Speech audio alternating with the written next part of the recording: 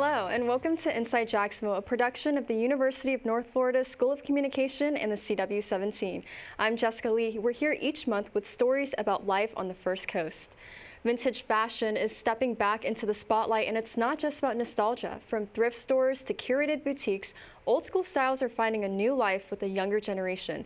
Inside Jacksonville's Emily Cannon takes a look at why vintage clothing is making a major comeback and how it's redefining what is considered trendy. Vintage fashion is making a major comeback, especially among young shoppers. From thrift stores to curated boutiques, people are turning to unique, one-of-a-kind pieces to stand out. I do everything from thrift stores, garage sales, estate sales. I am always picking, and I'll pull over for anything. So, Local vintage shops are seeing a surge in popularity as demand grows for retro styles. Store owners say customers are looking for everything from 90s denim to classic band tees. Many say the appeal comes from finding pieces you won't see anywhere else, giving shoppers a chance to express their individuality through fashion. Vintage stores like Great Goods here are on the rise. Sustainability is key, and all these fun vintage finds that we already had are making a resurgence. From the Y2K trends to the low-rise jeans and the fun sunglasses that everybody's loving to wear, these trends aren't going anywhere. What was once considered outdated is now at the forefront of fashion. Social media and celebrity influence have helped bring vintage clothing back into the spotlight. Stylists say mixing old school pieces with modern trends is redefining personal style. I pretty much source everything in my store myself. I buy outright from people from time to time. I try to stay away from it, but also my natural picker, treasure hunter in me, you never know what people can have. But I always like to say I'm really good at buying. I could be better at selling. So I try to stay away from that so I have more of a budget to go out in the wild on my own and pick things, because that is my favorite part of the job. Emily Cannon, Inside Jacksonville. The vintage comeback is not only giving clothes a second chance, but also changing the way people think about fashion. A small bakery in Atlantic Beach offers everyone the chance to give back. Inside Jacksonville's Reese Kovacs takes us on a tasty tour of Pie Heaven Bakery. Tucked into Atlantic Beach's fishing community lies Pie Heaven Bakery. The shop's owner started the cafe to satisfy her craving for pie and transport customers back to their grandmother's kitchen. I started having these little chats with God because I started craving pie and coffee, and there's no pie shops anywhere for hundreds of miles at the time, you know. While Anita initially resisted the call, she eventually gave in and pursued this adventure for the past 13 years. In the beginning, we just did whatever we could, and then as we grew, you know, things changed, and so I think we have like 19 refrigerators and freezers now. The bakery specializes in every style of pie, from comfort classics like blueberry to delicious twists such as their chocolate bourbon pecan pie. Our pies are like a grandma shop, so that is where we just have comfort food. We have such a process in what we do. We do a lot of prep work before we do anything. We do dry mix because out of our flour, because we make our own crust, and so that's our signature. So we do all of that from scratch, and we have our secret ingredients that we put in our crust that makes it. We have people that come in and say, "Oh no, don't take that away. I'm still eating that crust, and I don't eat crust." Pie Haven is more than a cozy spot to find a sweet treat. These scrumptious foods give the bakery and its customers a chance to help those in need. Locally, you know, if somebody comes in here hungry, we're going to feed them. If somebody walks into your business hungry and you can feed them, you should. It's just humanity. Locally, we have a military base right down the street. And, of course, you know, we do our best to watch out for them. Like during the shutdown, I couldn't pay all their bills, but least we could do is give them some chicken pot pie. We just try to be generous all the time. Pie Heaven Bakery's team works tirelessly to provide to those across the city, showing that true charity starts at home. For Inside Jacksonville, I'm Reese Kovacs.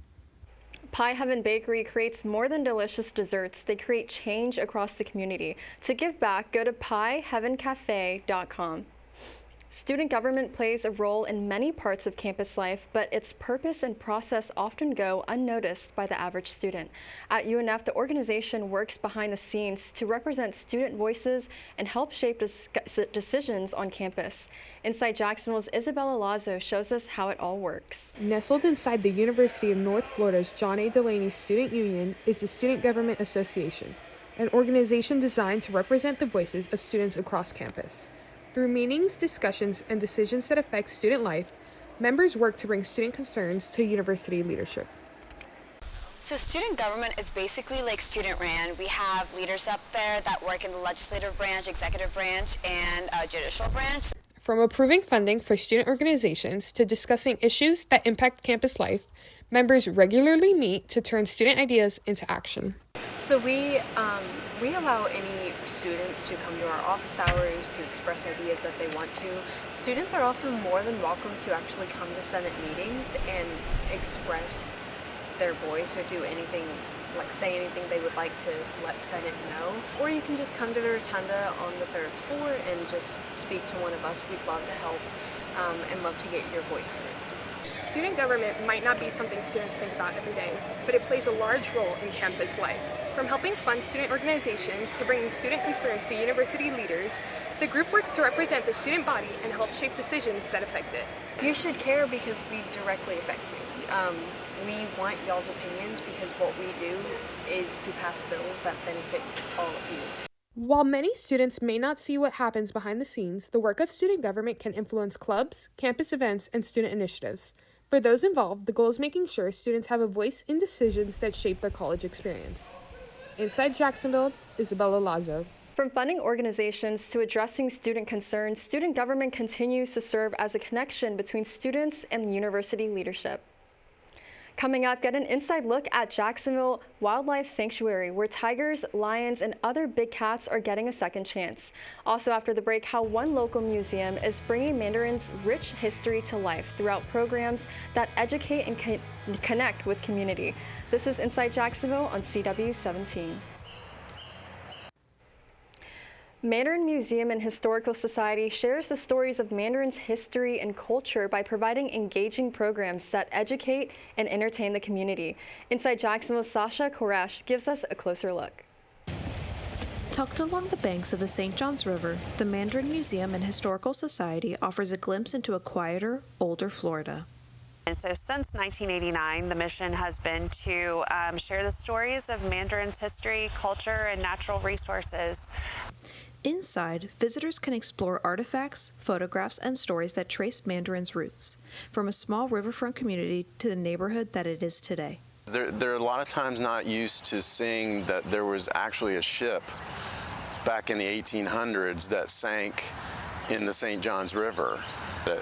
And then the story of them actually bringing the artifacts up from the bottom of the St. Johns River is a really interesting story that a lot of people aren't familiar with.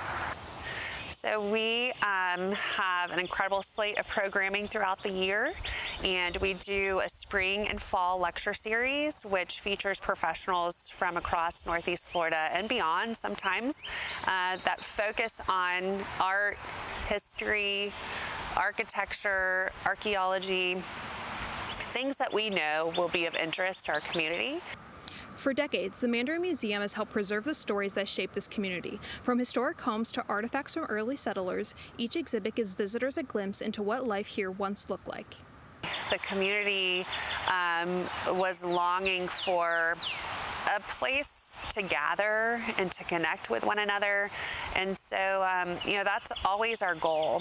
Yes, it's to share the stories, the history, the art, the culture, but more than that, it's about the people of today. While Jacksonville continues to grow, places like the Mandarin Museum make sure the stories of its past aren't lost, and it gives residents a chance to connect with the history right in their own backyard. So when I first came to this museum, I learned a lot about where I grew up. I mean, this is a very unique part of town. You know, you have the trees and the moss, and it's been great to see that that's been preserved. But also, there's been a lot of growth that's brought new people into this area. So, just starting to understand the importance of the history of Mandarin has been really a great thing to learn about. This is Sasha Koresh, Inside Jacksonville. For more information, visit their website, www.mandarinmuseum.org. Inside Jacksonville's Sebastian Baez takes us to the Caddyshack Wildlife Sanctuary, revealing the importance of taking care of animals like tigers, lions, and more. In Duval, Caddyshack Wildlife Sanctuary is giving exotic animals like tigers, bobcats, caracals, and even foxes a space of their own. The ones that happen to end up in bad situations, we will take in. We will not breed them. We'll give them the best quality of life for the rest of their lives that we can. That's kind of what our goal is here. With most of these animals previously being pets or used for trading, the sanctuary works to save cats from poor or unsafe conditions, often at the animal's expense. So a lot of our animals do come as previous pets, and they usually do have kind of lasting complications because of that. One of our caracals, she actually was declawed before she came here. And she has lasting behavioral and also physical problems because of that. Stats show that Florida and Texas have about 5,000 to 7,000 tigers on private land, compared to about 5,500 out in the wild.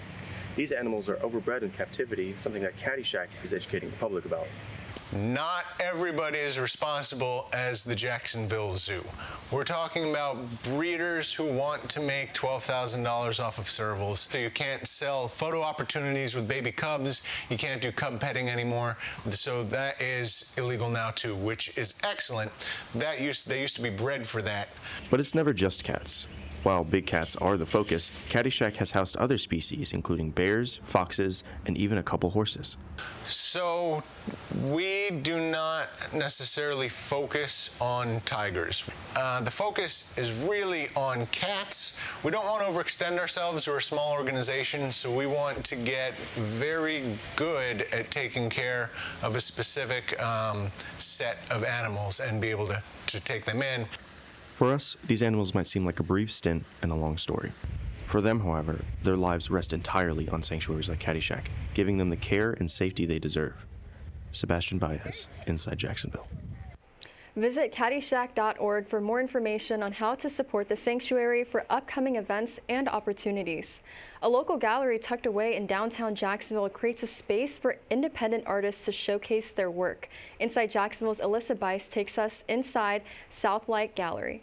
Southlight Gallery in downtown Jacksonville is a local art space where independent artists showcase and sell their work, bringing creativity and community together in one gallery. Southlight has humble beginnings in the mid-'80s. It was a group of us that had pop-up events, and I guess there were about a dozen of us. And we would have an opening that would be opening and a closing, like a Friday and Saturday. And then everybody divorced and married each other, and it kind of disbanded. But in 2009, I found a space to have a reunion of the Southlight Troublemakers, and that's how it got kicked off again. Hi, I'm here in downtown Jacksonville, just outside of Southlight Gallery on Independence Drive. And today they're hosting an art walk that celebrates the 90th year of life of a soul artist named Pablo Rivera. Pablo Rivera is an artist who spent most of his life painting, sculpting, and stock photographing. I've fallen into a desire to do portraits, and it is so important to me to get not only a likeness, but some feeling of the personality of the person. That's like a super drive. I mean, to get that far, it doesn't always happen. But when you do get it, and it just has that look where you know that not only is it a beautiful woman, but she has a certain personality, and there's a lightness to her, and you've shown that. Or it's an older person with great wisdom and seasoned with lines and wrinkles and that kind of thing. And so you use a certain kind of a palette with that. Southlight Gallery prioritizes featuring emerging artists as a part of their goal to uplift the local community. We, of course, enjoy selling art, but it's not critical to the success of the mission, which basically is to introduce fine art to the community and give our artists a showcase to basically exhibit their work and share it with the art community and the greater Jackson community. Southlight hosts their art walks every month on Wednesdays. I'm Alyssa Bice, Inside Jacksonville. For more information when Southlight Gallery hosts their art walks, visit southlightgallery.com. Still ahead, step into some forest fun with UNF's Eco Adventure program, now open to the public with new ways to get outside. Plus, we take you to Jacksonville's west side, where a local baseball league is creating opportunities and a sense of belonging. You're watching Inside Jacksonville on CW 17. Welcome back. Eco Adventure at UNF is opening the outdoors to more than just students. The program is open to the public and offers a variety of ways to explore. Reporter Kara Yelman takes us into the forest and shows us what Eco has to offer. Right here at the University of North Florida, there's an outdoor adventure spot you do not need to be a student in order to enjoy. From zip lines and ropes courses high above the ground to kayaking along the campus waterways, there's something for everyone looking for an adventure. I would say hands down the most popular thing that people come here to do would be the Sky Park and Challenge course. On the first and second Thursdays of every month, we have open zip lines as well as Sky Park. While some amenities such as renting kayaks or camping gear are only available to UNF students, the Sky Park, zip line, and lake are all open to the Jacksonville community. So for our lake, if you're not a student, it's $10 a person to enjoy the lake from 12 to 4:30, and then if you are wanting to go to the Osprey Challenge course, you would go onto the website, request a program, or email our Osprey Challenge course people, and based on that, they would kind of give you a minimum number of people you need for a program, and then they would also discuss pricing. For those of the Jacksonville community trying it out for the first time, the process is made easy with on-site staff guiding visitors through every step of the experience. Every time I go up here and ask for a kayak or a tent, they're always super informative of where I can go with it and what different things Eco Adventure has to offer. Aside from the adventure aspect, many people are surprised by the educational component Eco has to offer. With a learning experience, I hope they leave educated onto that. Just because we're in a bustling metropolis of Jacksonville, that doesn't mean that there's space for wilderness, plant life, animal life to kind of grow and prosper. In a jam-packed, busy city like Jacksonville, having a place like this lets people relax, unwind, and reconnect with nature in relaxing or fun and adventurous ways. The scenery, the UNF campus offers very beautiful trails to walk on, and I just walk around these trails sometimes and really just think about life and all that nature has to offer for us. Whether it's climbing through treetops, paddling along the water, or learning about the different plants and animals, Eco Adventure is proving you don't have to leave Jacksonville to find a day full of outdoor fun. Carrie Ellman, Inside Jacksonville. With a wide range of outdoor activities, Eco Adventure is helping more people in Jacksonville get outside and try something new. Inside Jacksonville's Ryan Luke takes us to the west side of the city, where one baseball league is changing lives and providing a community to those who deserve it most. Located inside McGurts Creek Regional Park lies a different kind of field of dreams, one where every kid and adult gets a chance to play the game of baseball. Merc League is a league for special needs children and adults that maybe didn't get a chance to play the traditional baseball game. We use what we call buddies. They're volunteers that help the players with catching, throwing, batting, maybe running to the base. Some of these kids from the parking lot, they see the field, they get excited, they come running down. They have a team of their own. They have teammates, and they're bringing the family to watch their game finally. The environment that the players get to play in is an important and necessary change of pace from what they deal with on a day-to-day basis. Unfortunately, people with disabilities still are shunned in the community.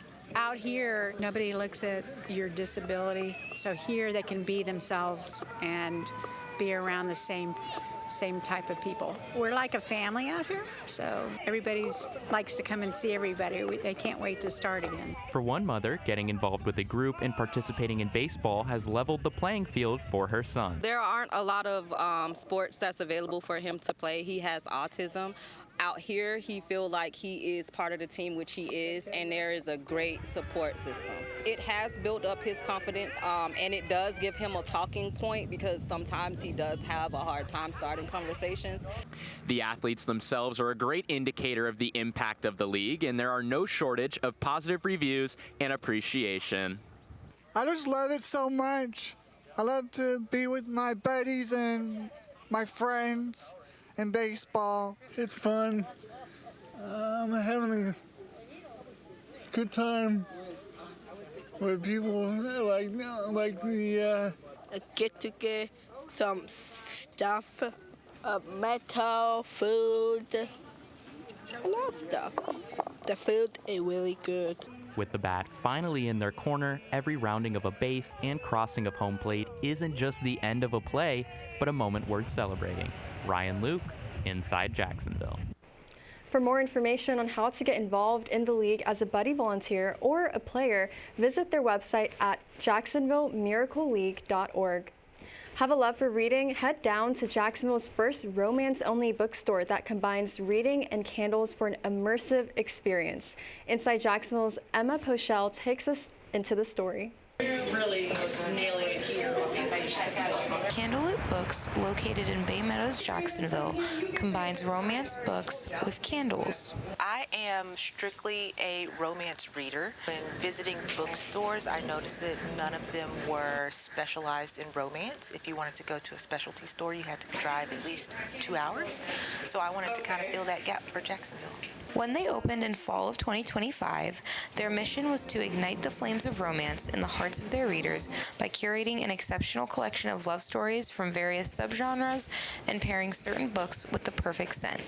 So I just really love candles too, and I wanted to make reading more immersive, and in order to do that, I thought incorporating smell with candles was a good way to go. Here at Candlelit Books, the employees and owner want to make it a community that the Jacksonville book readers can come to, read, and meet new people. Aside from just combining candles and books, they also host many book-related events at their store. We're able to gather so many cool people, just like bringing them here to not only celebrate Candlelit, but other things like author signings and everything like that. That's just so exciting. Some of their events consists of book clubs, author signings, and reading hours. If you follow our Insta, check out our website. We have all our events listed there, and so we have some pretty cool stuff coming up. The store consistently works with other small businesses located in Jacksonville in an attempt to push each other forward and help each other with their businesses. My favorite part about working here is just being surrounded by books. I am a pure romance reader. That's all I read, so being surrounded by romance books just makes me so excited. The owner wants the community of Jacksonville to know that everyone is welcome at Candlelit. Being in the book community now, I love seeing everyone getting together and getting new friends and meeting new people. Inside Jacksonville, Emma Pochelle. Interested in one of their events or just checking out their location? Go to their Instagram at candle.lit.books for more information. Well, that's a wrap for this edition of Inside Jacksonville. If you've missed anything from today's program, just visit our website, unftv.com, and look under the Digital Journalism tab, where you'll find expanded versions of our stories, photos, interviews, and other extras. Again, that's unftv.com. You can also find us on Instagram, Facebook, X, and YouTube at Inside Jacks UNF. From all of us here at Inside Jacksonville, thank you for joining us, and we'll see you next month right here on the CW17.